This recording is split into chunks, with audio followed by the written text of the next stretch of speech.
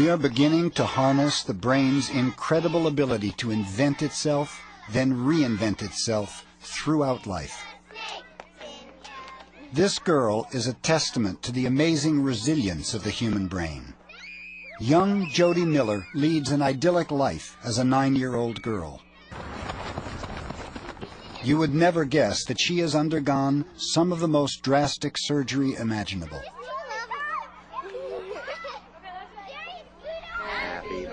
Jody's first 3 years were textbook normal. Happy birthday, dear Jody. Then, about 6 weeks after her 3rd birthday, a storm of epileptic seizures took control of her brain.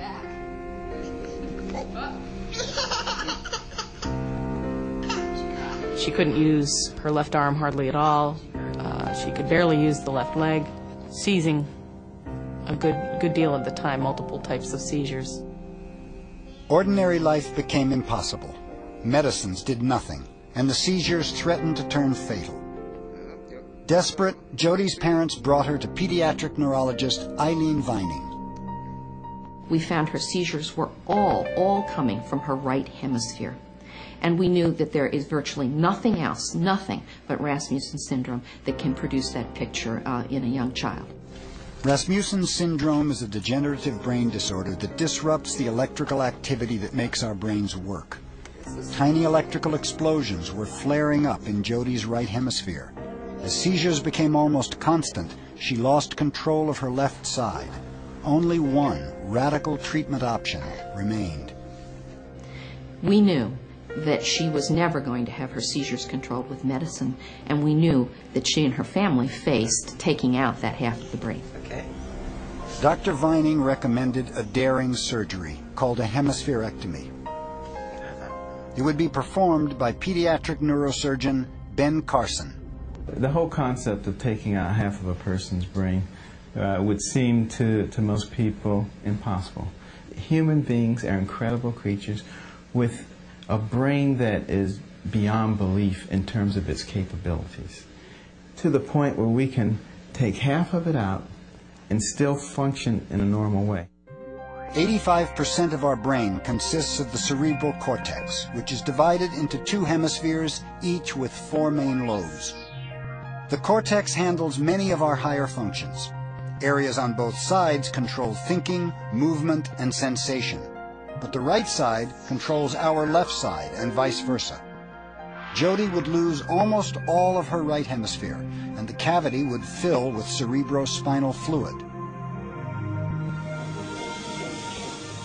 The operation has to be performed with great precision to avoid damaging the parts of the brain that control Jody's life functions, like heartbeat and breathing.